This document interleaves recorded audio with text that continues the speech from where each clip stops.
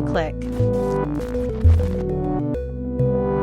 What's good, everybody, and welcome to Game Click, the literal blackest video game podcast in the industry. This podcast is so black, the Utah governor wish it was... Boy, it ain't gonna like that one. I am not... I'm gonna bleep that out, but y'all know what I said. 50 years from now, they'll unearth it, and we'll be heroes.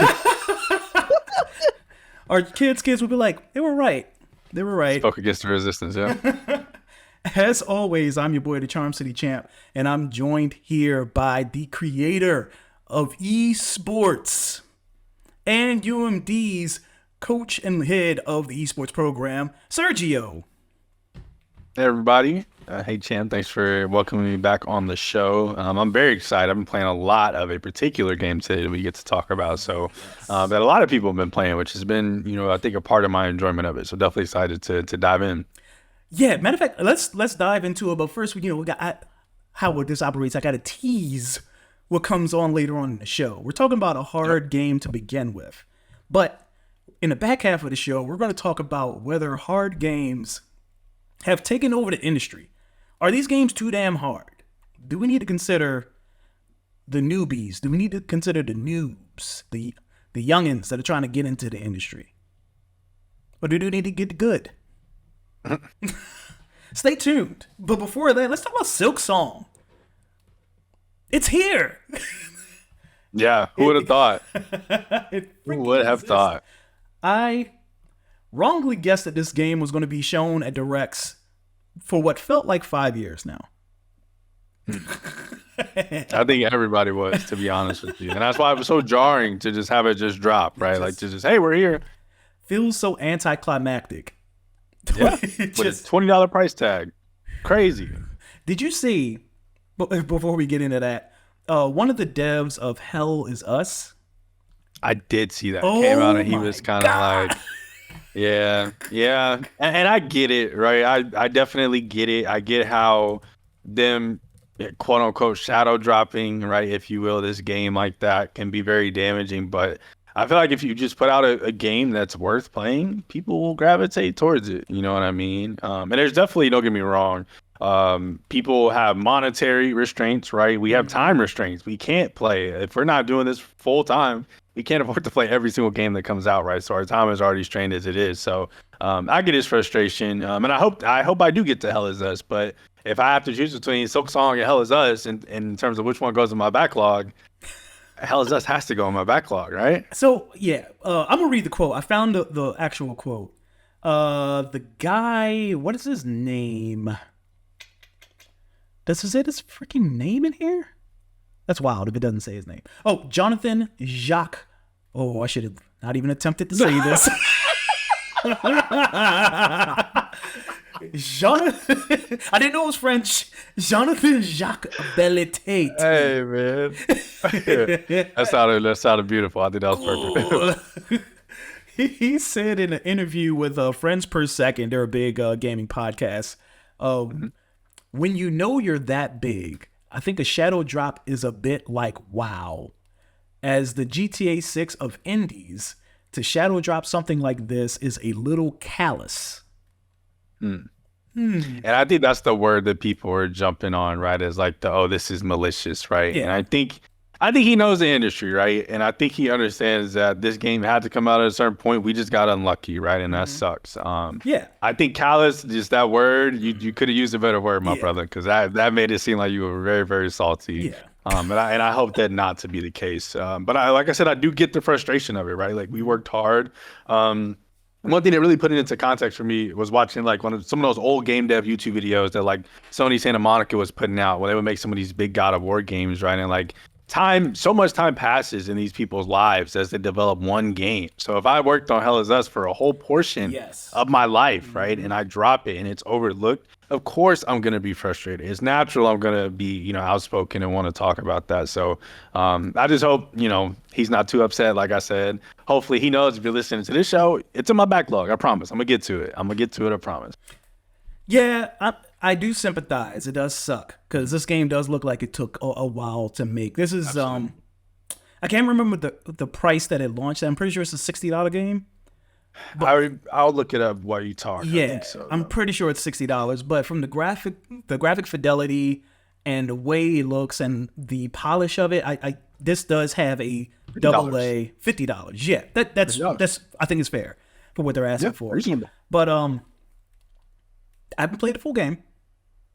I just played the demo. The demo was about 40-ish minutes to an hour. Fine. Fine. It's okay. It's all right. A game could be fine. But Yeah. I don't. But like I said, when we talk about time constraints and money constraints, Yes.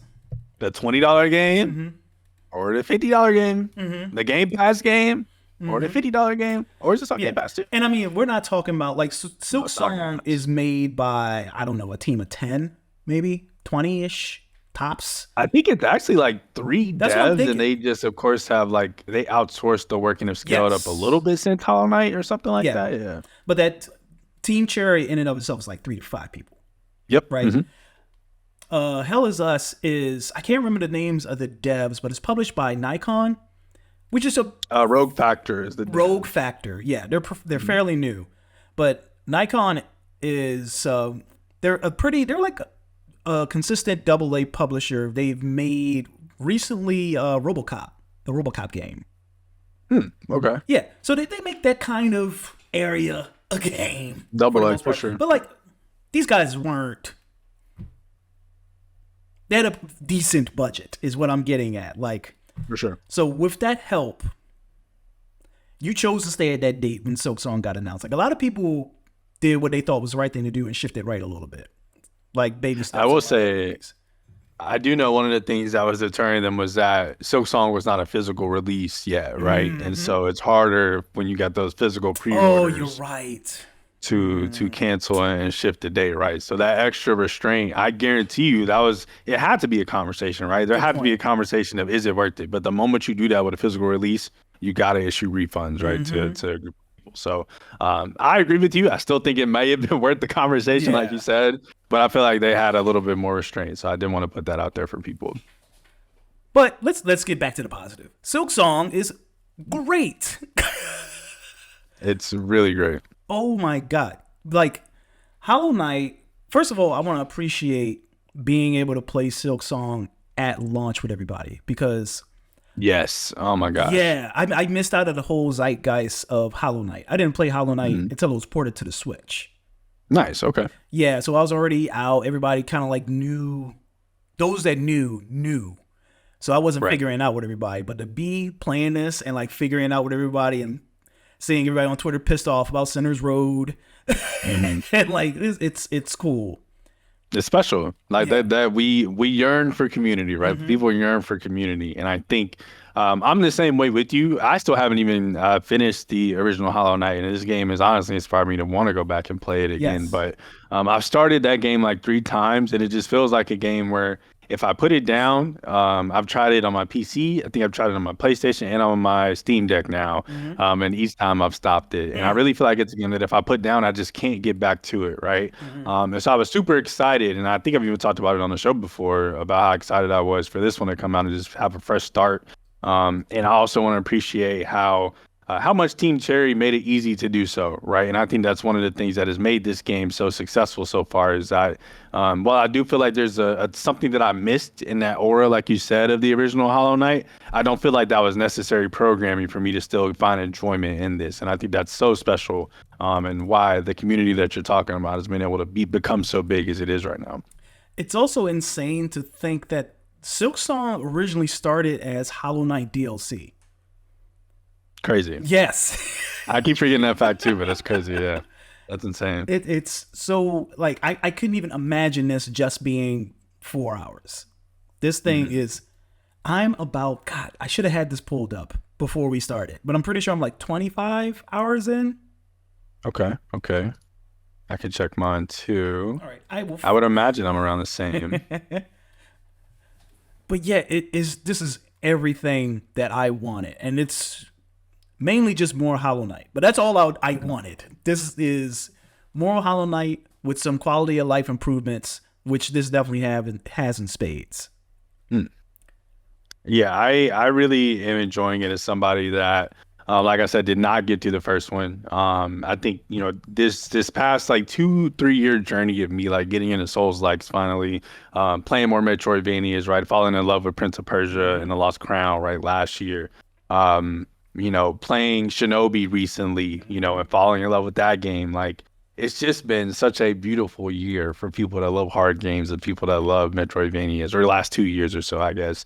And so when I, started this one, I was again like, I feel like this one started off so much better in terms of getting you right into the action, right? Part of my issue with the first Yes. Hollow Knight is that, beginning piece, it's a little weary. It can get you, Hmm. it takes a little bit to get into, but I feel like this one, you fight like the I can't remember the fly lady that you fight close to the very Yes. beginning. And I was like, oh wow, like I feel like Hmm. I'm getting thrown right into it, right?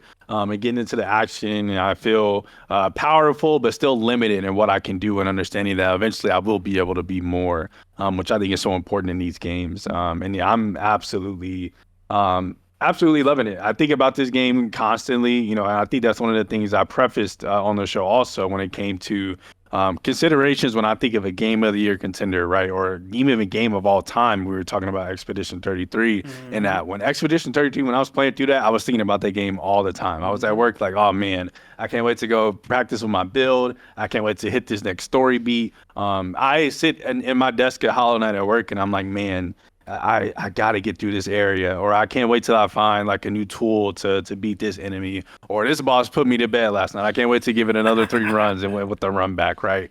So I'm absolutely loving it. I can't think of a complaint right now as much as I want to, other than just general accessibility stuff. But yeah, it's so good. It's so good. Yeah, I think with Hollow Knight, Team Cherry being brand spanking new, first game out Mhm. the gate. I don't want to put words in their mouth or really assume, but it felt like maybe they were a little less confident then than they are now. Where Mhm. Hollow Knight felt like, even though it did a lot of things unique with combining a lot of the Souls like elements to a Metroidvania game, it felt more like an ode to like the OG Metroidvanias, like Super Metroid, like especially with the way that begins. Like the beginning of Hollow Mhm. Knight almost has the same exact tone of Super Metroid. When you first land on that planet, the enemies are scarce. There's no lights. You really Right. feel like you're alone until like you kind of get those first real big boss interactions. Mhm. Even like, I don't think I'm remembering this wrong. There are some NPCs in Hollow Knight that almost feel like they're direct references to NPCs in Super Metroid, like Mm. the three koala things that teach you how to wall jump or whatever. But Right. Silksong definitely feels like, all right, now we know what we're doing. Let's wholly like take some of these unique ideas we have and implement them all. And it's just, it feels like something I've never played before. Before playing It's so this, polished. yes, that's another thing. It's like I've experienced no bugs, no lag, no frame Hmm. rate drops. Um, everything. Every time I want Hornet to do something, she does it. Right. I'm not fighting against her to do it. Like it's, Hmm. man, it's not It's a good perfect. year, man. No, definitely not perfect. Um, I think the one thing I will say it feels a little like old and archaic in some of the Mm. design choices. Okay. Yeah. Yeah. And we'll get into the specifics of that later on in the show, but mainly like, and you touched on it a little bit, some of the Mhm. run backs, Yes, very I long. agree. I agree. I agree. As somebody, like I said, that's fallen in love with all these games lately, Mhm. I definitely agree Yeah, for sure. and that used to be something that was iconic to Yeah. a Souls like game, to a FromSoft Hmm. game, and FromSoft has since moved away from that practice, and Right. it They wrote just, it back with Elden Ring. yeah, Yep. exactly. And a lot of games that are Souls like have kind of copied that growth, and Team Hmm. Cherry is like, nope, you get Y'all are going this. you get Yeah. 6 benches and you will like it. Yeah. I really, to me, one of my biggest worries was, um, coming out of, and I mentioned a little bit earlier, coming out of Shinobi, and how much I just absolutely love that combat. I love juggling the enemies and Mhm. learning the combos that they provided. The execution was so smooth. I was worried that I was gonna find boredom in the combat within this Mm. game because it is so one note, right? Attack and get back, attack and get back. But they just find a way. Like these enemies are so engaging to fight. And in a, I guess, to some people maybe in a bad way because they make you want to throw your controller in some cases, right? I think of like my first time fighting the ants, Mhm. the little ants and the guy that throws, the little spinny thing, or fighting some of the other like early game enemies, especially when you have that limited mobility without the dash and things like that. And so I really feel like for me, with the combat, I was worried, and I've been engaged all the way through the boss fights and their design and the moves that they have. The small details, like the bosses being able to, some of the bosses end up, spawning different enemies and being able to see them destroy those enemies, right? And it's just the small things that you don't expect, right? When I first saw that, I was like, oh, wow, I wouldn't expect that from a game like Hollow Knight, right? But they did it, and I think it works, and it plays into the strategy of how I'm fighting these bosses and how I'm approaching them. So, yeah, I was worried about the combat, but I was asleep. Hollow Knight Yeah. combat is really, really fun, man. Really, really It's real. fun. Well, Hollow Knight, the first Hollow Knight, even with it just being one attack button, with the attack Mm, plus the pogo, the downward mm, slash, and other things, it really did something to. It almost felt fighting game esque mm. to me.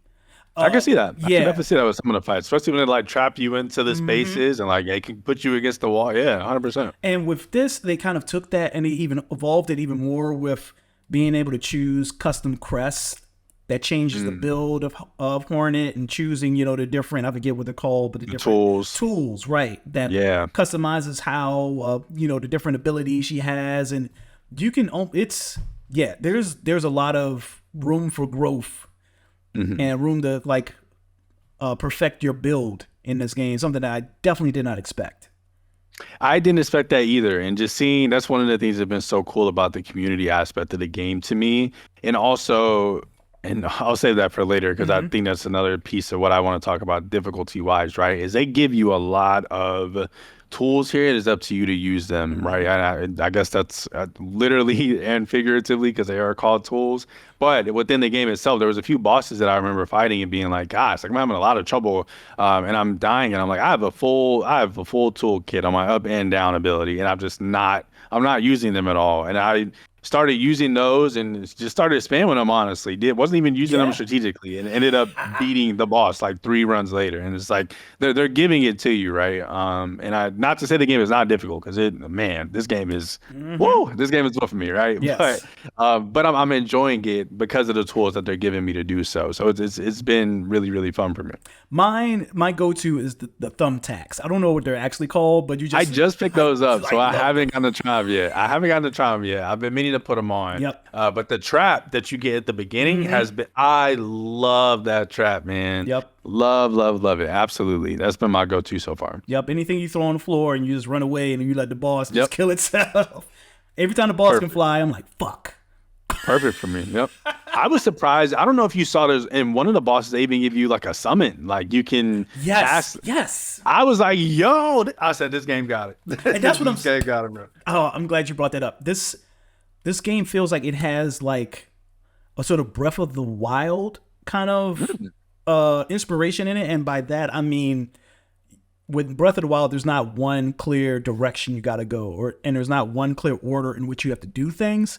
But if you figure Yep. out the ideal order, you benefit from it. Like if you meet a Mm, certain NPC before a boss fight, that NPC helps you in the boss fight. mm, Or like, I really don't want to spoil it for people who haven't played for Silksong yet or sure. haven't Yeah, got to yeah, a yeah. part. But there's certain tools or moves that if you unlock before certain boss fights, it changes what you can do in the boss fight. And I guess we'll talk more Mm, about that during the break, me and you. for sure. But yeah, when I Interesting. discovered Okay. that, I was like, oh my God, this game is huge. You see why it took so long? Yeah, Yes. I like that's my biggest thing is I was like, hey, it's crazy that they're charging $20 for this product, Dollars. and it's on Game Pass. But then B, in terms of like their development cycle, I see why it took this long. Like the quality is there, right? They could have dropped this and me have been like, man, it took y'all this long to put this out, but no, like the quality is there, and I just looked, I'm 25 hours in as well, and I feel like I'm for some reason still just scratching the surface with this game, genuinely. Nintendo charged $20 for that Donkey Kong Bonanza DLC. Come on, man, like What are we doing? it's crazy. What are It's we crazy. doing? And this year specifically, like this has been the year of the video game consumer. Like it feels like the industry is about to make. Every time it feels like the industry is about to make a shift, somebody else comes and doubles down. Like Yep. friggin' Expedition 33 launches on Game Pass, but full price is like what, $40, $50. Yep. Yep. And then right around the corner, Mario Kart World is $80. Yep. And it's like, it seems like it's tick for tack. Like as soon as some young up and comer is trying to like make the industry more consumer friendly, somebody else is doubling down on it, which sucks. But Yeah, I don't think the high prices are gonna budge, unfortunately. But I'm glad that to know that there's devs in the world that aren't looking at these prices and saying, well, they can charge this, so we can too, right? Because I think this game could have easily come out for 40, $50, and I would have still paid it. And I know there's a lot of other people that still would have too, and there would have been some people that extra $30, right, was the difference between them being able to eat, right, and them being able to also play Hollow Knight. So yeah, I definitely am glad that there's devs at least that understand that people are in that situation and still want to give the most access as possible to some of these games. And once again, why I think why it's played so much into the community aspect of what we can do, but also in terms of even getting your casual gamer, right, to try these games for the first time. There's been so many people in my friend group that I know for a fact would have never played the original Hollow Knight if I tried to get them to play it now, and have jumped in and absolutely loved it. I've never played a Metroidvania before ever, and I think that's because it is accessible to play. I could say, hey, it's on Game Pass, or hey, it's $20 on Steam, you'll love it, and it's worked in a lot of cases. yeah, for sure. So in regards to Silksong's price, I think even like in spite of Silksong being so cheap, Team Cherry definitely, like, they're walking away with some bread. Oh, Like, oh, absolutely, absolutely. I pulled up the Steam numbers alone because the sales numbers aren't public yet, but Okay. because it's a digital game. The all-time peak for Silk concurrent players playing Silksong on Steam, 587,000. That's just Steam alone. That's concurrent. Concurrent. So not Right, even that's the just amount of people that concurrent. just bought the game, right? Yeah. So we know at least almost over 500,000 people on Steam bought that game. Right. That alone is crazy. So look, y'all can make money off of $20 games. So chill out. Yep. If you're making good. Chill the hell out. I'm really pissed about that $20 Donkey Kong DLC, if you can't tell. Come on, man. It was not worth $20. It's slightly down the list now. Is it going down the list because of that? I gotta send Nintendo a message. Is all I'm gonna say. Oh That's man, all I'm Power Rank is about to change now. Metro Prime 4 better be good. Is all I'm gonna Oh say no, about that. But yeah, they're making a lot of crazy decisions this year. yeah. But Silksong is really good. Like we said before. I want to hold off until I beat it, which is probably gonna be fairly soon. I've seen some people screenshot their end game Same screen, yeah. and it's about 30-ish hours, 40-ish hours. So we're there. Yeah, I think I got a day off work on Friday, so I think this weekend I'm gonna try to knock it. I go see. I should have mentioned that to you, I guess, off camera. Yeah. But WrestlePalooza is going to theaters, so I'm gonna go to theaters and see it for the first time. I gotta show you the theater I'm going to. But so I was looking at that. So I think this weekend I'm gonna try to knock it out. Between that, the Steam Deck, and being able to play it on the go and playing it on my PC, there's no reason for me not to be able to finish it. So I agree. I think I should be close. But like I said, this game is whooping my ass. Yeah. So it may take me a little longer than some of y'all. Yeah, it's one of those, and I can't speak for everybody in regards to the difficulty of it, but normally a game, or at least in recent history, would kind of quietly adjust the difficulty if you can tell that you're kind of stuck somewhere. I don't think this game is doing that. Yeah. I think you're just genuinely, like, you are learning and you are getting better, and you Absolutely. eventually, which is the best to me. I think Right. that's And that's why I think I fell in love with. And I always go back to my first one once again was Elden Ring, and that's what kept me on that game was like beating that first boss and being like, oh my God, I did it. I overcame that after going in there and being like, oh, there's no way I'm about to beat this. I overcame that obstacle, and that's like I think where you get the most joy from playing these games for sure. Yep. So stick with it, y'all. Do not get frustrated because it's going to get harder anyway. I will say there are mods out already through like Nexus mod and stuff too. So like if there's literally a Silksong multiplayer mod that you can play with the other person if you need to. Like there's a lot of like difficulty mods that are out right now. So this is a game that I feel like is too good for people that feel like the difficulty is too hard. I do not want you to be deterred. Like there are options for you. I know mods sound scary. Throw on a YouTube video, somebody will teach you how to do it in 10 minutes tops, and you'll have your difficulty mod in your game on Steam. You'll be all right, you little babies. Come on. You know what else will be all right? Questions at realgameclick.com. You can hit us up at questions at realgameclick.com. Send us your cues. Send us your Silksong fan art.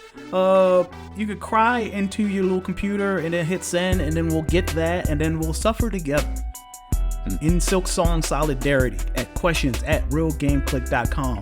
If you aren't an emailer, you can hit us up at any social media platform, whether that be TikTok, Instagram, Twitter, Blue Sky, Threads. We're at Real Game Click on all of those platforms. If you're watching this and not listening to this, you can find us on your favorite podcast platform. We are Game Click. Just search Game Click on your favorite podcast platform. We're the ones with the blue icon. If you're listening to this and not watching this, look us up on YouTube, youtube.com/@RealGameClick. Hit subscribe, hit the bell so you don't miss any of our podcast clips and IRL content. Don't go anywhere. We're going to be back complaining about other hard games. Don't go anywhere. Your babies. Your babies.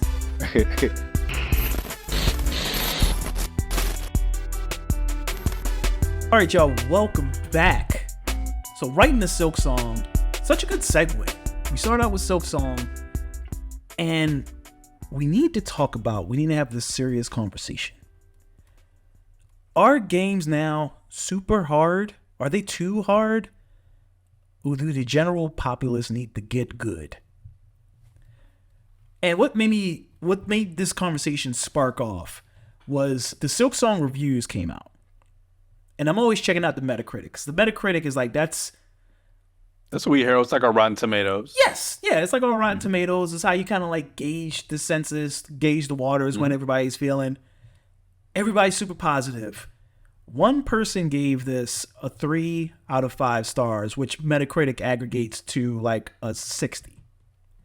Because Metacritic only looks at reviews as like on a 100-point scale. Mm-hmm. So I'm like, how do you, are we playing the same thing? Because like she is literally the only negative, and it's not really negative. 3 out of 5 is just saying it's okay. For sure. You're not saying it's bad.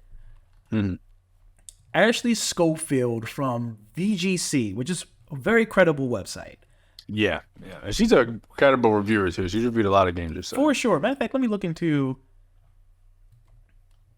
Oh, that's weird. He didn't archive all her stuff. But yeah, I definitely recognize her name. And before we get into this, let me make sure that everybody understands. We are both not trying to like dox Ashley Schofield. No, or this like is neg absolutely her. not a witch hunt. No. Do not reach out to this woman. Don't do that. She is. For a 3 out of 5 review on an indie game. She has a right to her opinion on what she thought of this video game. But I read the review. I pulled some quotes out. And basically her main problem with Silksong was, to her, it felt like it was being hard just for the sake of being hard. And some of the stuff that she said that really stuck out to me was, it seems Team Cherry was so insistent on making the game double down on the difficulty and players' suffering of its predecessor that this tunnel vision obscured lessons that should have been learned from Metroidvania's past. What worsens this is the nature of most encounters as sheer endurance tests, Rarely is Hollow Knight Silksong actually testing your skills, it's testing your patience. And I think the most interesting one was the consequence of punishing design like this is that exploration more often feels terrifying than exciting. What's crazy is in a way I can identify with all of these, right? I don't agree with the review necessarily, but all of these I can identify with. Me and you talked about an area before we went live that I don't want to spoil for, listeners and viewers, but that I was like, man, I'm really just scared to just like fall. It doesn't even feel like I'm like having fun exploring this area. Like I don't want to fall. I don't want to go the wrong way. Like I'm just lost right now, right? To me, I feel like I get a lot of enjoyment out of that, right? Out of the adrenaline of, oh my God, I need to find a bench. Where's the next bench? I need to, oh man, like there's this obstacle and this enemy here. What's this? This is new, right? All those things I feel like I get an adrenaline rush from. And I think this is just going to come down to, right, this discussion as a whole of like, there's just different gamers, right? There's different gamers and gamers like different things. And I think that is the most pertinent thing I got after reading this review in particular. And I think there's one thing that has been lost on this current generation of gamers. And I don't want to sound like old pop when I say that, but everybody kind of thinks that if this game is not for them, then the game sucks. Like everybody like, why does EA keep making so many FIFAs? Why does, if it's not Call of Duty, it sucks. If it's not NBA 2K, it sucks, stuff like that. And everything doesn't have to be for you. Like it's just like movies, just like music. I don't listen to Katy Perry, but somebody does apparently. She's like, exactly. But it's and we're going to get into that in a little more nuance in later on in the main topic. With some of these quotes, specifically the last one I read, the consequence of punishing design, like this is that exploration more often feels terrifying than exciting. The reason I disagree with that the most is I think, because I do agree it is scary, for lack of a better term. Like there are some parts where it's like, oh my God, I almost want to turn around. Gosh, gotta get a bench. I just want to turn around the bench and come back. Or but it makes everything you do and every decision you make feel more intentional. Meaningful even. Yes. 100%. Like in any other game, like in Mario, if I get hit by a Goomba, whatever, I'm a shrink. And I'm sure a mushroom's going to come along and I'm going to get big again. Who cares? Here is like, I can't heal in Silksong without being aggressive. You have to hit somebody to earn your heals. Yep. You can't just slink along, outside of getting a bench, I mean. But you can't just, slink along passive aggressively. Like, you got to play this game aggressive. The game makes you, and that's what the game wants you to do. And it's just, in doing that, you feel every decision you make, every swipe. And that's kind of like, that's the staple of specifically FromSoft games. Is that every enemy can kill you. Every obstacle can be your last obstacle. Every, like, your last decision, your last turn, the path you choose to take can be what kills you. And that just makes everything feel important. Which is so cool to me. Like, there is no filler in this game. Like, everything feels like it's so cautiously designed to feel like just as important as like the final boss or like this new power up or whatever. I feel like you're hitting the nail on the head in terms of like, I know I love a game when there's stopping points within the game naturally, but those stopping points mentally for me aren't stopping points because I need to get to the next thing. I need to keep exploring. I need to, dinner's ready. Oh man. Okay. Well, let me beat this boss real quick. I can't end and let him, knock me off the game. Right. All these different things that make you want to keep playing this game, even though the bench is right there. I could easily, hit the bench, save for later and come back. But no, like I have to keep exploring and being in this world. I can't put it down. And I definitely get how, people would think in terms of it testing your patience. Like I think, like I said, there's different kinds of gamers, man. Like I sit here and like I told you off camera just now, I'm playing the game on Game Pass. I got it from my partner. She's playing it on the Steam Deck, and a lot of times we play it right next to each other. We're sharing map info. And recently I've sort of pulled away from her within the game. She's a newer gamer, right, and just getting used to it. And so I'm watching her play some parts, and she's like, I'm about to stop playing. She like is getting really, really frustrated, right? This is somebody that has played through Elden Ring, right? Has played through some of these harder games, but she's just not the type of gamer that wants to bash her head against the wall, right, over and over again.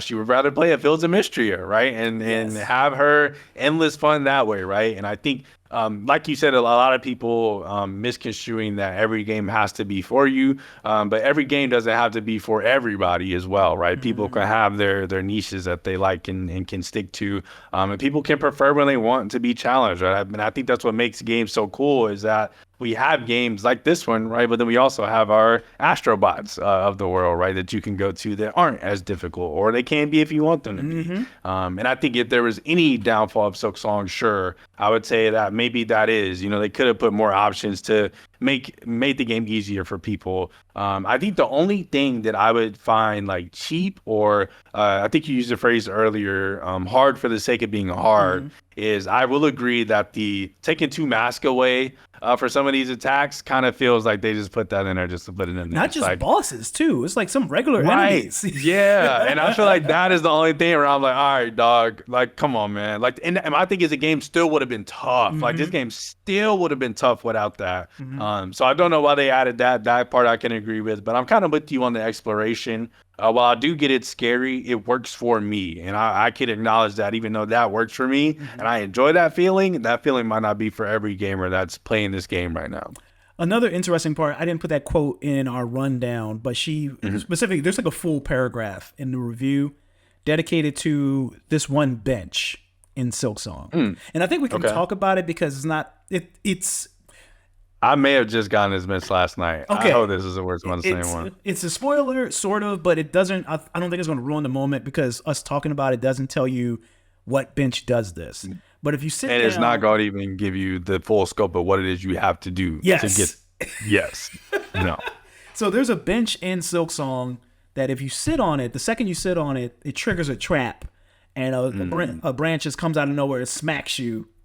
Oh, so we're talking about different ones, but I do know what you're talking about. Oh, yes, I already know the one you're talking about. I was infuriated. Yes. Infuriated when that happened to me. Oh my God.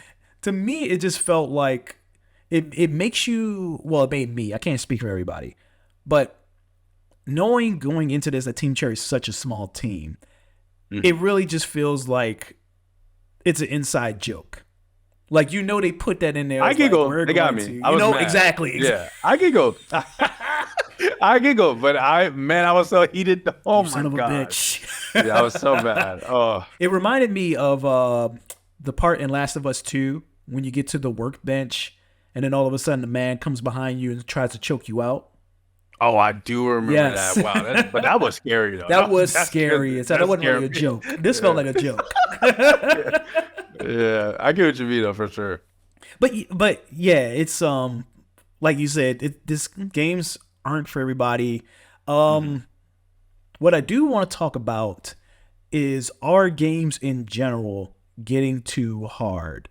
Do games need to go back to, because there was a point in time where it felt like games were course correcting from being too hard to being easy enough to where majority of players got to the end as long as they played it long enough. Yeah. Like devs were like, we're going through the trouble to make these 20-hour games, 30-hour games. We want people to play the whole game. So they made difficulty adjustable. They made games more approachable, more easy, more checkpoints, so that way more players would get to the finish. And I think that's more attributed now to achievements and trophies. And now you can publicly track how many people get the trophy for beating the game, get the trophy for, whatever, whatnot.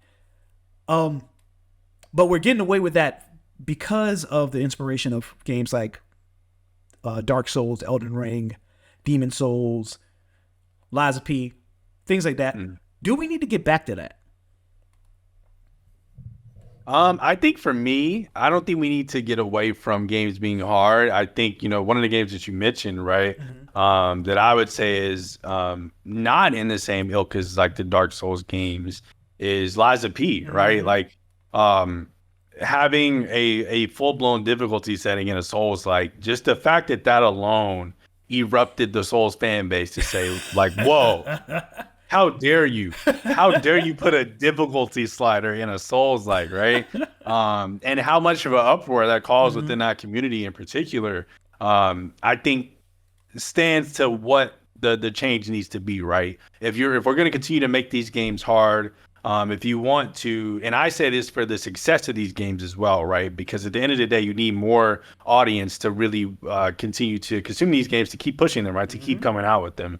We're in such a good spot right now with the popularity of Souls like, and I think to sustain that, but not only sustain it, but let's make it to where people are looking forward to the next Elden Ring, like they're looking forward to the next Spider-Man game or the next God of War game, right? Because those are so fun. And I think they're approaching that because just like in Lies of P, Elden Ring has found ways to build within the game to make it more accessible and easier to beat for people, right? You have the items like greases, right? For your people that still want the challenge of, I still want to get through this game by myself, but there's tools around me that I can use to boost my damage or change the element that I'm using. Or I can use summons, right? I can log into multiplayer and summon two of my friends to play with me, right? It's the amount of options that I think devs need to give to people to consume these games versus making them easier per se is my thing. Because I enjoy, like I said, I don't want to lose that feeling.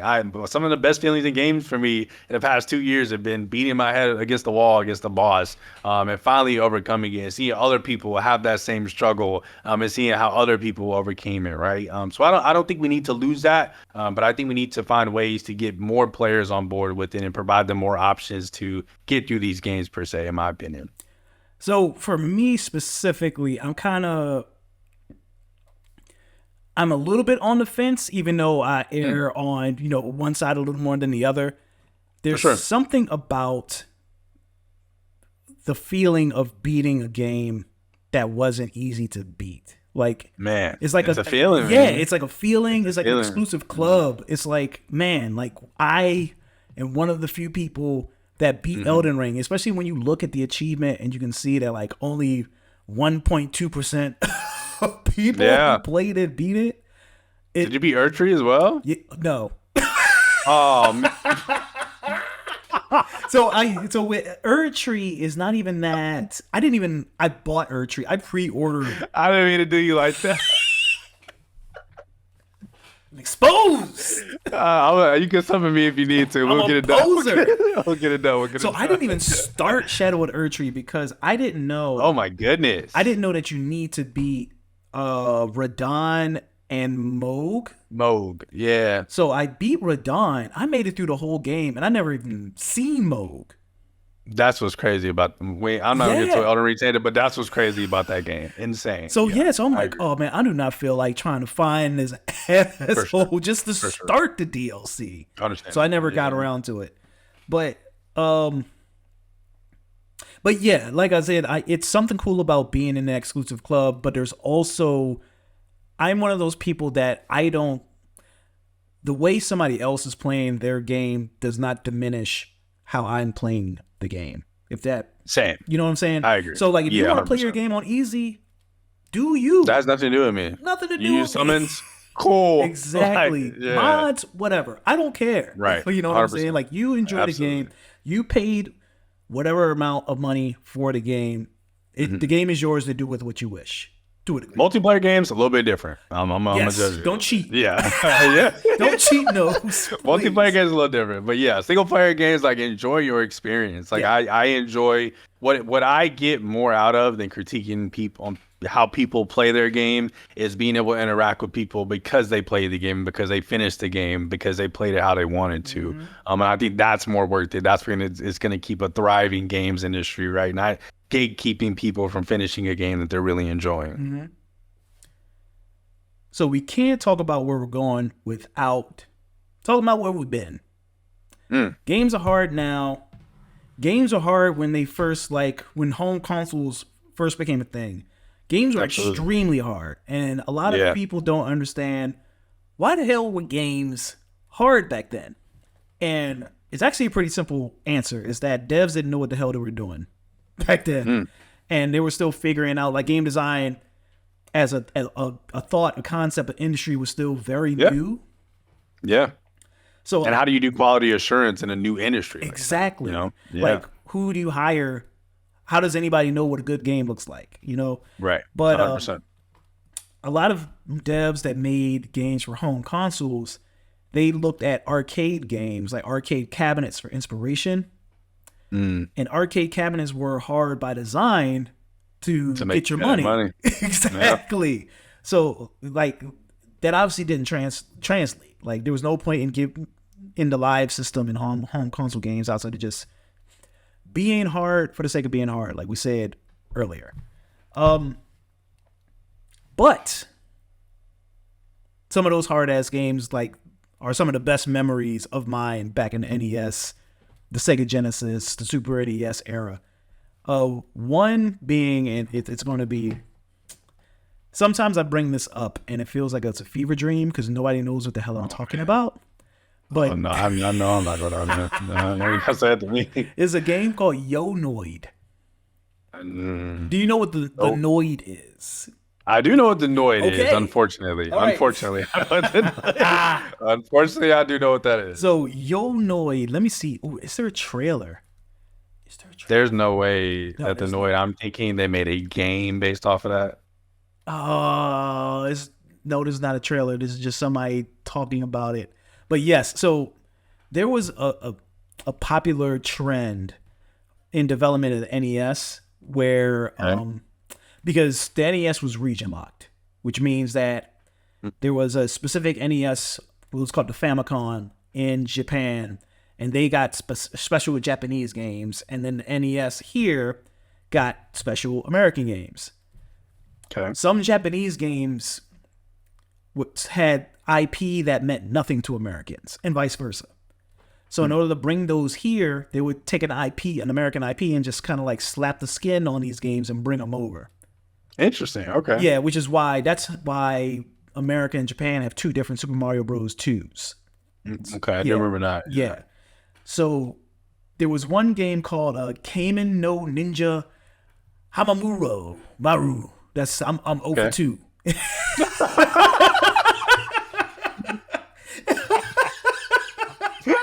I really should rehearse this before we start. I really should. Hey man, we working man. You got time. And like you said, I don't know. I to this day don't know what the hell that is. So they'd have brought that here, we would not have known. And they were like, what's a popular person we can substitute for Ninja Noid? The Domino's pizza mascot. Damn Domino's. I'm gonna put a picture of Noid up for the people at home, just in case you are younger than 30. There's definitely some youngers that don't know who Noid is. Let me tell you, that is a fever dream. Noid was some dude in a rabbit suit who. That's just not appealing to kids, bro. I don't know whose idea was this. There was a dude in a rabbit suit that I guess would just steal your pizza. And that was his gimmick, if you will. I guess in terms of OG hard games, I remember one of the first games that my family to this day tells me that they saw me visibly get mad at as a kid. Mm-hmm. Don't even know why I was playing this. Was Ghouls and Goblins that? They said that game was the first one. I was like, I don't want to play this anymore. I was like, I'm done. I'm not doing it. To this day, I don't think I've got past that third level. Nope. I don't even know if I got past the second one. And realistically, I remember what's another game that I remember being difficult back then. Even I remember a few years ago, I went back just because I was curious. I never got to play some of the OG Mega Man games, so I went back to play some Mega Man. Yes. And I said, "What in the hell?" I said, "This is what y'all are playing." This is what y'all have been playing. I said, no, I'm not playing this. This is too hard. I'm not doing this. I have the Mega Man X collection on Switch, and I've beaten.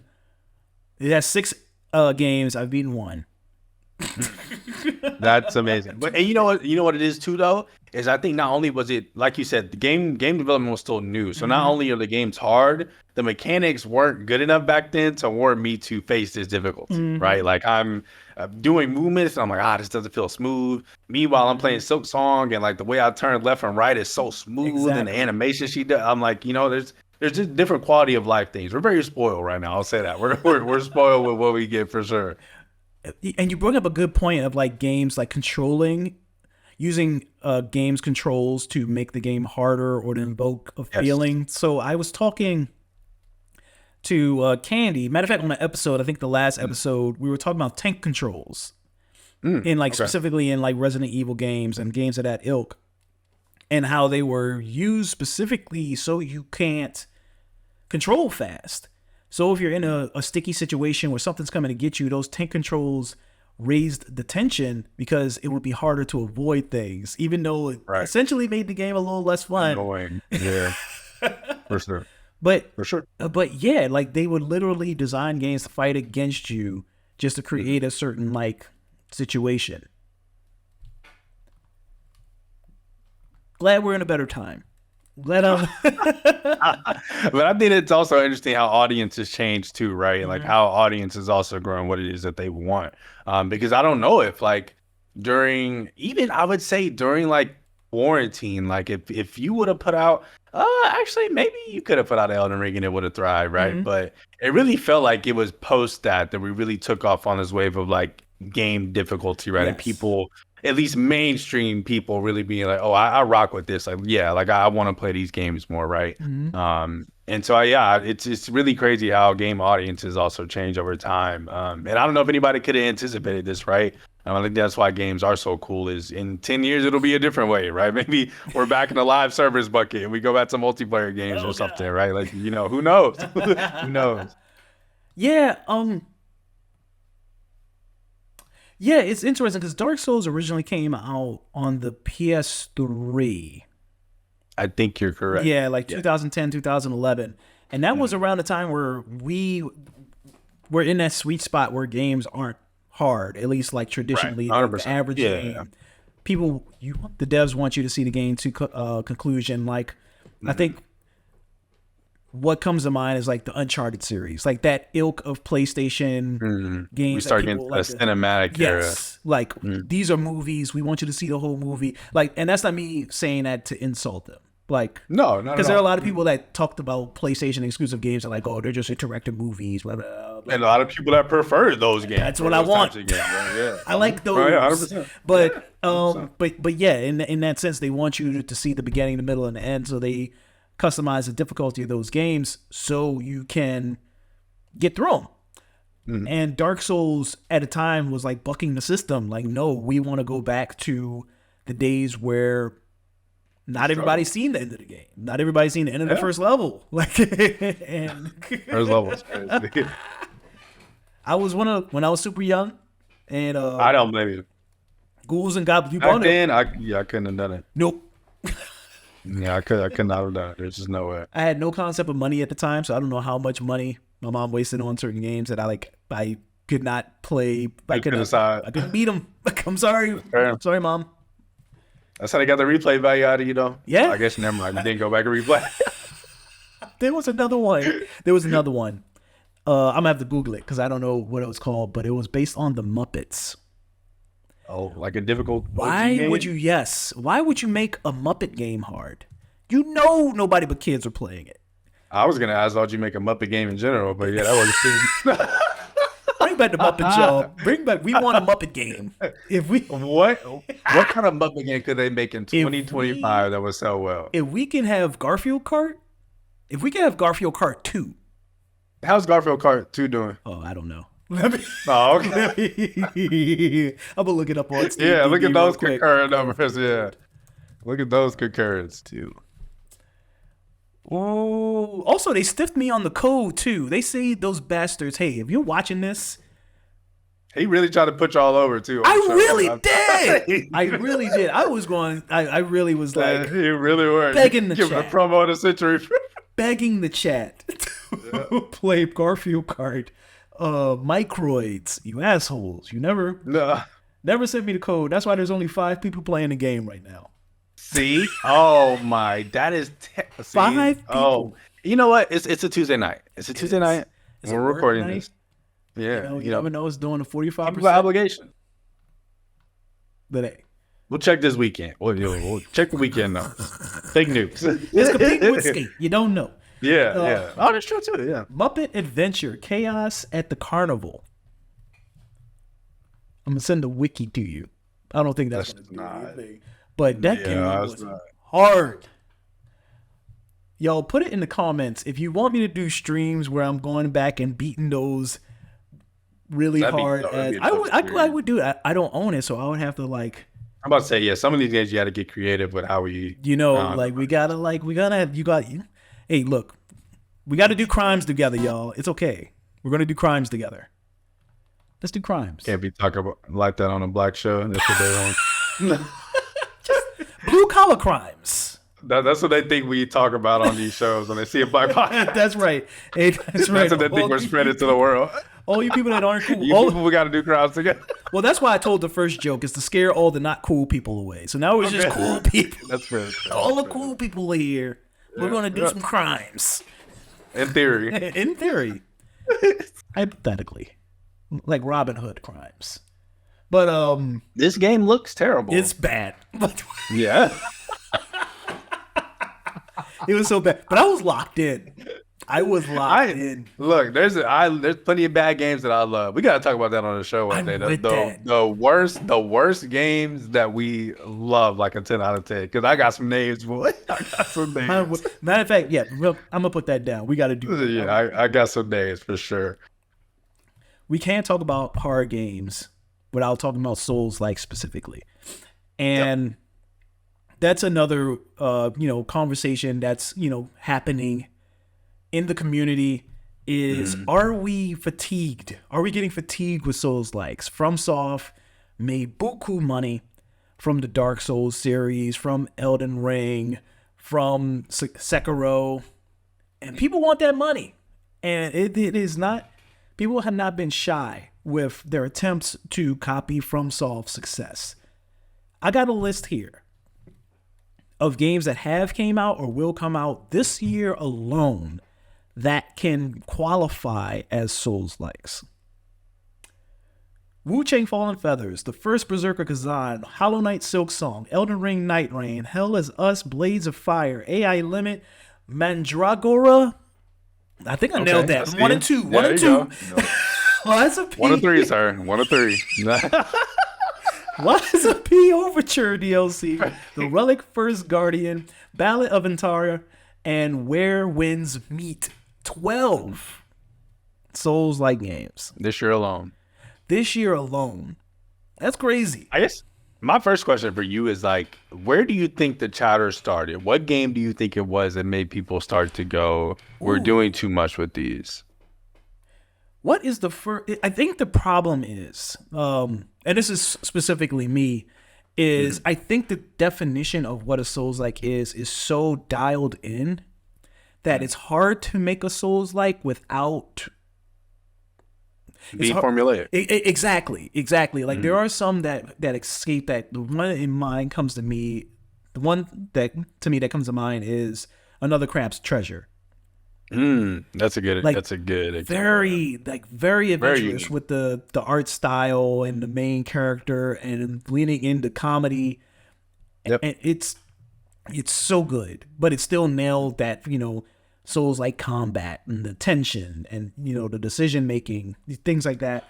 But a lot of other games, especially like devs that are a little less experienced, they really lean into the stringent checklist that you have to meet to be a Souls-like. And I think one of those games, even though you played it and you really liked it earlier this year, Wu-Chang Fallen Feathers. Yeah, I never went back and finished it though. I think that's saying, yeah, I never went back in and finished it. I hit a wall in that game, and I was like, you know what? I don't like this game enough to do this. I just stopped. And you can tell when a game is about to note for note be Dark Souls or note for note be Bloodborne. Right. When it starts, your character wakes up, they got amnesia, They don't know where they are. Who they are. Yeah. Who they are. They're just talking. They go around. You encounter an enemy. That first enemy's supposed to kill you. You respawn at a checkpoint. Like it's almost like literally like checkbox. This is what you got to do to make Demon Souls money.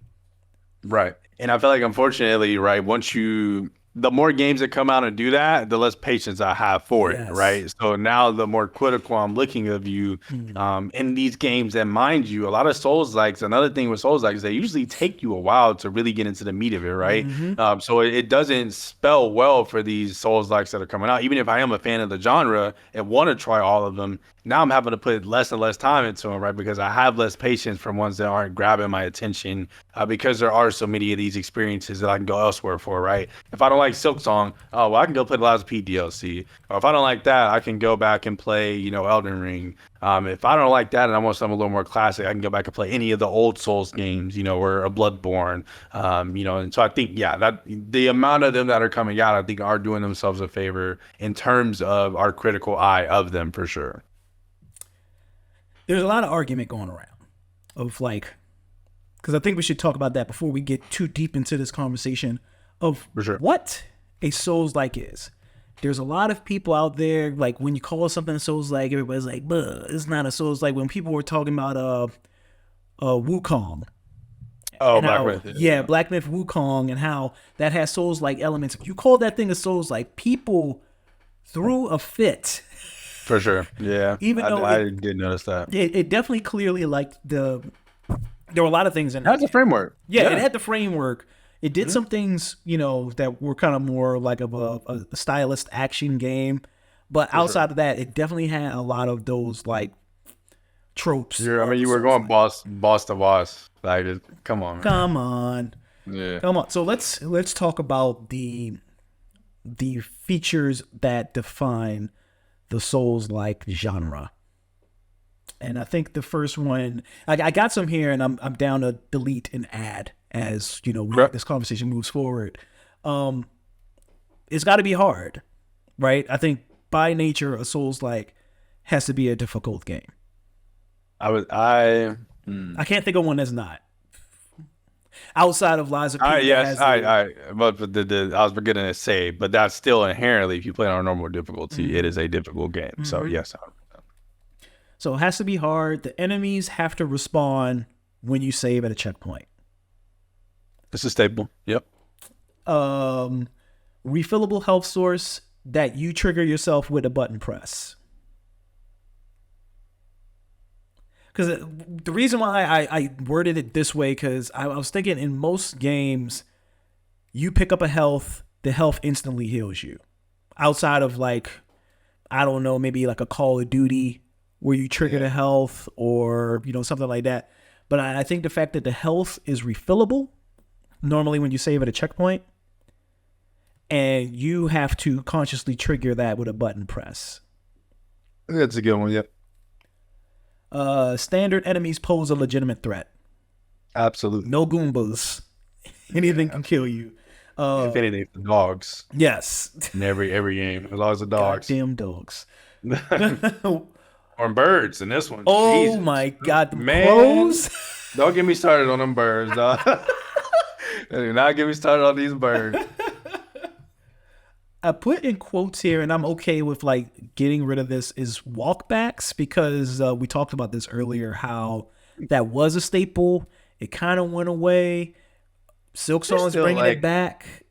Even in Elden Ring, there's still like walkbacks, right? Like there may not be as long as Dark Souls 2 or like anything like that, right? But like there's still walkbacks to an extent. So yeah, I would say that's still a staple. And lastly, what I have here is a specific shortcut design where it's hard for me to put it here because not all Souls-likes do it because they don't do it well. But FromSoft specifically, their games, the map design kind of folds in on itself. You go into a path and it works its way back to a path that you've already been on before. And you're like, oh, snap, I know where I am now. Yeah. Like that game does that a lot. Silksong does that very well. Well, you'll hit a wall that you didn't realize was a weakened wall. You go through that path and you realize that, oh, snap, I found a shortcut to get back to this biome that I didn't know I could get to. And there's really even been a lot of areas that are like even mandatory to go to in some capacity that I've found in my more recent hours of gameplay that I've been like, oh wow, like I need to start checking more of these walls to make sure I'm not missing, more of the areas like this. Damn, I kind of wanted to talk about that too in our Silksong talk about how there's no spelled out tutorial, that the game has these natural ways of teaching you. You learn so much along the way. Exactly. Yeah. But yeah, can you think of any other mechanics that define a Souls-like, or do we have a good definition here? I think the only other thing I would say is farmable currency.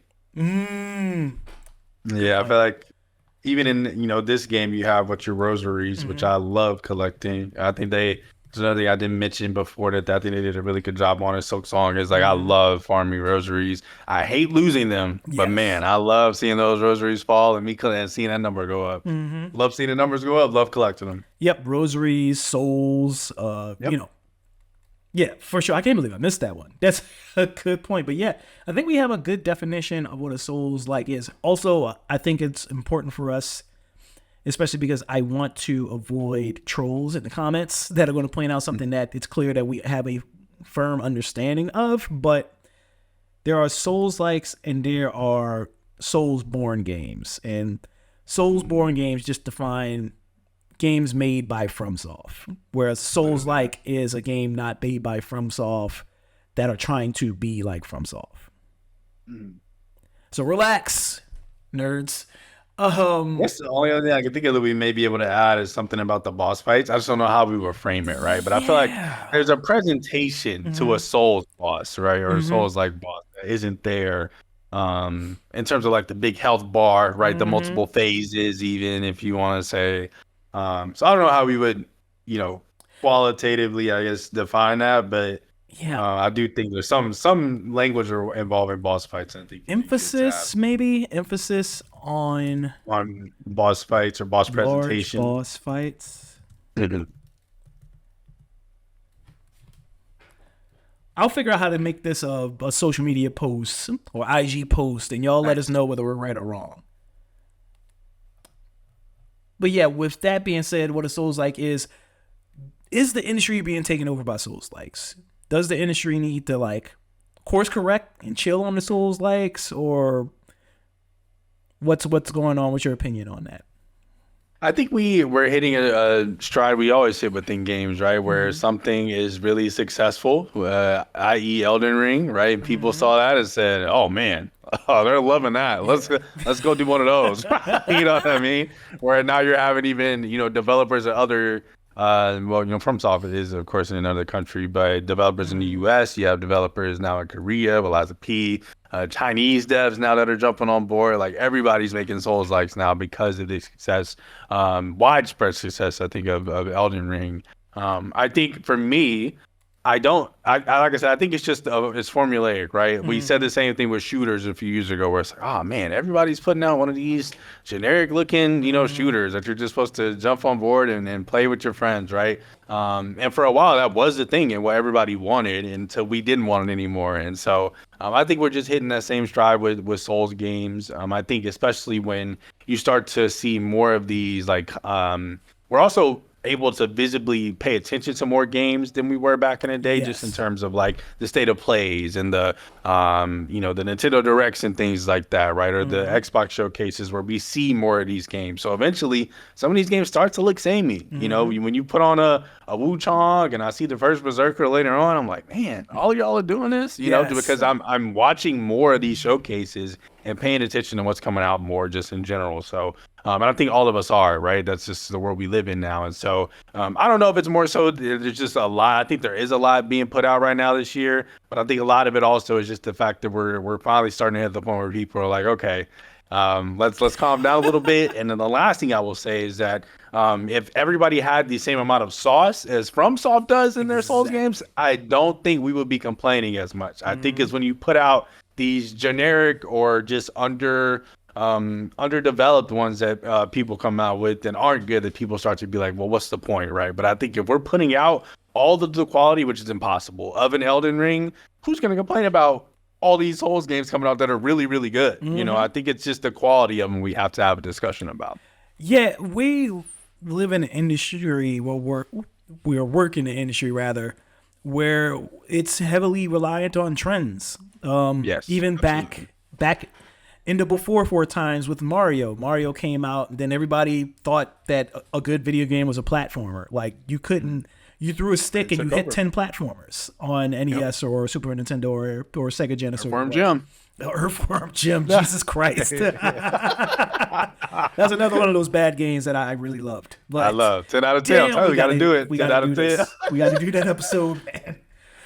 Um, but yeah, that's not going to change. Like a good game's going to come out, it's going to change the industry, and we're going to have to sit through 3 to 4 years of people copying that trend, especially with how long games take to make now, like on average 5 to 7 years. So if somebody decides to copy that game and 5 years later that game comes out and like, I hope people still like it. Yeah, 100%. I think the most recent copycat that did better than the successor, I think is Fortnite. Like when Fortnite first came out, it was not the game that it was until PlayerUnknown Battleground came out. They made that framework. For battle royals. Fortnite kind of aped it with its own art style and like unique kind of comedic tone, and it took off. Yeah, that's true. I guess that's the last thing I can think of, at least up top for sure. That was like monumental, right? That I think like was an industry changer. Is Souls likes, because I like you kind of insinuated already, I don't think they're going anywhere. Oh no, yeah, no. As long as they're making money, they're not going, and they're only making more money, right? I was looking at the concurrence of Night Rain, right? I was like, maybe people have cooled off of Night Rain a little bit. Maybe there's not a lot of people still playing it. And was looking at some of the numbers over the weekend, and I'm like, man, like people still love to play this game. Like they're loving the new content. They just put out a big update that people are playing, right? And this is before, mind you, they haven't even put out like real DLC. Like we know that's coming, right? But they haven't even put out any real DLC, and more people are playing it. More people are revisiting it, which I didn't expect. I think when this game first got announced and we talked about it, I remember saying that I was worried, right? Like I love FromSoft to death, but I was like, oof. This might be the drop off. this might be where we say, okay, we should have done that one. And they proven me wrong so much that now I'm excited to see what they do with the Dust Bloods, right, on the Switch. So I really do think that they found a way to reshape that mold, right? When other games, like when we're having this conversation here about our Souls lives getting old, they still have found a way to make theirs relevant, right? And still put a sauce on it that other groups just don't have, and I think that's what makes it shine through. Yeah, FromSoft does a really good job of iterating on their formula and kind of changing it, which is crazy because like they'll iterate on the formula and then people will be like, ooh, let's copy the iteration, and then they'll do it again. Like they made the Dark Souls, the Demon Souls, and then made Sekiro, which changed the way the combat. Deviation. Yes, like really leaned into the parry, leaned in on breaking stances, and now other people are taking that. Exactly. Like we just had the first Berserker, the perfect example. All the parrying that you do in that game, right? You're 100% right. Like they just keep reinventing themselves while everybody else plays catch up to try to get to where they are. We were talking about the sales of other, Souls-like games that aren't by FromSoft, and because normally that's the sign of the decline of a trend is when people stop buying it. Wu-Chang came out, completely fine game. Definitely not at the level of like the peak Souls-likes or FromSoft games. Yeah, for sure. Stole 2.8 million copies. Oh, pretty good. Game Pass? Not including Game Pass. Wow. So legit sales across Steam, PlayStation, and Xbox as of August. I wonder how many people finished that game. Ooh, good question. I wonder if I can pull that up. I wonder how many people finished that one. I'm gonna pull that up on Xbox really quick. I can see how many people got the achievement for beating the game. I really do think that those two, to me at least, were the first times that I was starting to see this chatter, right? Of like, are we doing too much? And it was Wu Chang and the first Berserker. Mm-hmm. And I've gone on record saying I like the first Berserker. I still haven't gone back and finished that one either. I think other games just pulled me away from it. But at the time when it was out, and nothing else I was really playing at the time. Like I was enjoying the combat. I thought they did a lot of like cool stuff with the combos and being able to get really mixy in comparison to a lot of other Souls games. But I really feel like those two were the two ones that were generic, quote unquote, enough to where people were like, okay, we may have a situation on our hands where we're doing, a little bit too many, right? And not putting the full effort into it, right? For me, where it was apparent was like in the first Berserker, seeing that they did the combat so well, but that was the only thing that I could look at it and say, oh, wow, you guys did really, really well with this thing, right? But everything else to me felt average, underbaked. The music, the presentation, the voice acting, the world, all these things that in our Soulsborne games we're looking at as like, these are why we herald them so high, right? It's not only is the combat good, but I can exist in this world and appreciate everything surrounding me and everything about it. And I feel like I couldn't do that with some of these. And that's when I think people started to get a little bit of that fatigue. So the game Wu Chang has multiple endings. So it's going to be tough to calculate. Yeah. There's an achievement for each of the different endings. I got the one up that has the highest achieved percentile. Yeah. That's the Jarful of Medicine ending. 4.08% of people who started Wu Chang got this ending. And that's the highest. That is the highest percentage of endings. So what does that tell you? Yeah. But that's just on Xbox. It's just on Xbox. That's so I just guess Xbox. I can. Yeah, for sure. I would be shocked if the rest of them didn't have the same percentile, but Yeah, especially because that's probably counting Game Pass too. I didn't even think about that. So it's probably a big chunk of the base. Yeah. Oof. But I mean, yeah, it appears that even the lower tier, Souls-like games, they're still getting bought, they're still getting played, at least initially. Which is, I guess, when you're a publisher, that's all you want. You just want the sale. You don't care. Mm-hmm. You don't care if they're beating the game. What the hell? The 24-hour peak in Night Rain is 75,000 people, right? Mm-hmm. On a weekday. You know what I mean? So I think they just goes to show that there's an audience still for these games, right? People are still falling in love with them for the first time, even, right? I just think we're gonna have to get creative in the way we're presenting them, and FromSoft is understanding that, right? Like, don't think that Night Rain isn't a test for more multiplayer avenues like the Dustbloods, right? And they're gonna get experimental with the Dustbloods, and hopefully that one's good as well. But yeah, I think devs just have to y'all have to find the sauce, man. FromSoft is leaving everybody in the dust, and y'all are trying to play catch up. So, and like I said, I think to me the one that I will always champion is like the one that I think has caught up and does things better than FromSoft in a lot of aspects is the Liza P team. I think they are absolutely incredible. If there is one that I can recommend, if you are the person that thinks, oh man, these not FromSoft, these Souls-like games are too much, I don't know where to start, I don't know which one could be for me or where I would even go into as a jumping point. Liza P with the difficulty settings now is that jumping point. Do not be afraid to jump into that game for sure. Yeah, and like we said, a bunch of times throughout today, is that, find that formula and make it your own. Yes. There's so many different avenues, even though the definition is so, dialed in. Freaking Silksong, pretty much a Souls-like, or at least a hybrid of Metroidvania and Souls-like. Another Crab's Treasure. There are so many games that take that Souls-like, or at least take the Souls-like elements and make the final product something that's holistically new. Mm-hmm. Yeah, I want to see people get more experimental with the settings in some of these games. Right? Yeah. I feel like in these types of games, we're always in like a very classical element or a majority of the time. Like, I would love to see FromSoft one day just say, like, screw it, we're going to make like a cyberpunk esque like Souls like game or Soulsborne game. Like, that'd be so cool. You know what I mean? To see like a different take on a different setting and different art styles. I just want to see people get more creative with them, right? Instead of putting out what they think people want based off of, oh, well, they like this game, so we're gonna make this. Make what you want to make, but take those inspirations and do those things better, right? Those are the games that we always look to and say that they're welcome additions, or they are building on what their predecessors came from, right? Is like they're taking things Lies of P is a perfect example, right? One of the things I always go back to is the system of quest in like Soulsborne games, and how tough it is if you're not sitting there with a notepad or you know exactly where these NPCs are to go back to actually complete some of these quests.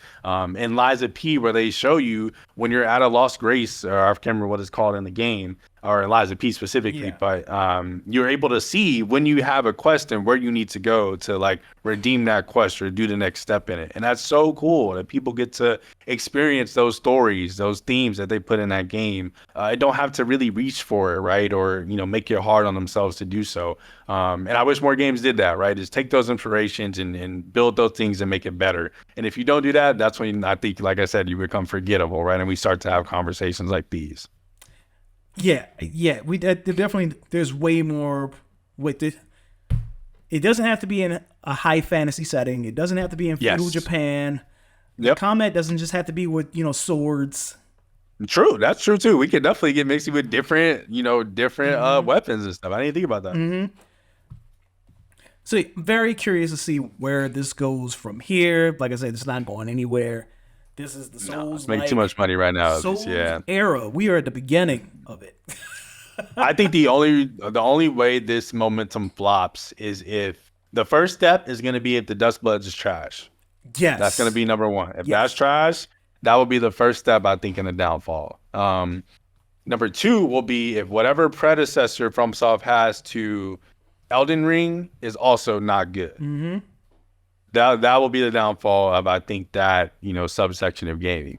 But you're asking From Software to fumble twice. Yes. And that is not very unlikely. Yeah, that's very unlikely. So I don't see this ending anytime soon, for sure. Even with Dust Bloods, like, and I'm not even saying this is a possibility that can happen, but for Dust Bloods to be bad, I would almost think it would have to be on the platform. On the Switch. I was thinking, we're here.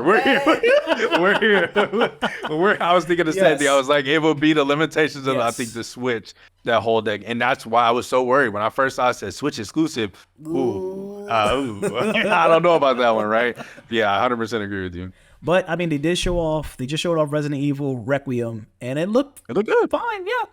Good. Like a Switch game. I'll be playing it on there, but no, absolutely not. For those people that just have Switch 2s, I'm happy for you.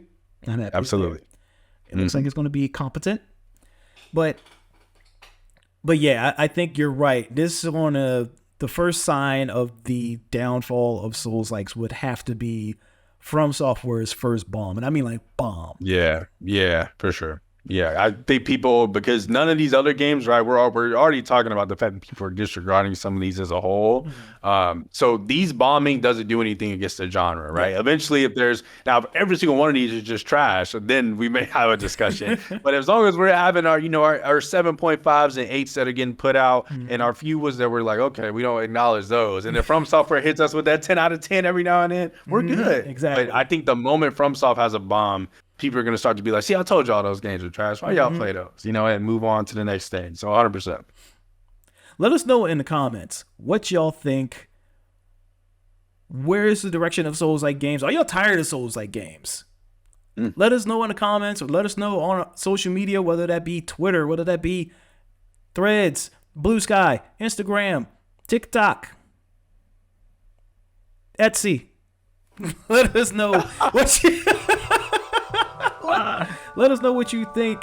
And also, make sure you tune in to future episodes and content from GameClick, whether that be on youtube.com/@RealGameClick, twitch.tv/RealGameClick, where we're going to stream at least every single Saturday. Something's coming up. We're going to figure that out. I'm going to get with everybody. Whether it be just me, we'll figure it out. Me and Sergio, we got to stream Gears of War. You have not played any. Yeah, I've never played a Gears. Hey, I found out that you can play like the campaigns co-op. I didn't know that. Yeah, so I definitely we gotta do some Gears. Even split screen. I'm not sure if Gears Reloaded you can play split screen, but that was one of the big things in Gears. Is like you can get with a split screen and like do the whole thing. Hey, I'm about to check it out then and definitely get on that. Yeah. So yeah, check that out. If you're watching this, not listening to this, find us on your favorite podcast platform, whether that be not YouTube, Apple Podcasts, or Spotify. Search Game Click with the ones with the blue icon, or you can watch this on youtube.com/@RealGameClick. Hit the bell, hit the sub. It's gonna be great. Sergio, where can they find you? They can find me on Twitch at I'm Physics, IMPHYSIX. These days I'm hanging out over on Blue Sky, physics.games over on Blue Sky. I went ahead and got that domain since I figured we should be kind of professional since we're doing a show or whatever. We should go ahead and start getting those handles. So physics.games over on Blue Sky. Always happy to have some game chats, wrestling chats, all nerdy things. If you're going to be physically in the area, whether you live here or you're coming specifically for Baltimore Comic-Con this October, I'm going to be there. I officially got approved for my press credentials. So catch me. I'm going to be there interviewing random people, specifically Giancarlo Esposito, who I'm sure, am I like 2 for 3 now? 2 for 3. I'm 2 for 4, but yeah, sure. Giancarlo Esposito, I'm gonna find you. I know you there.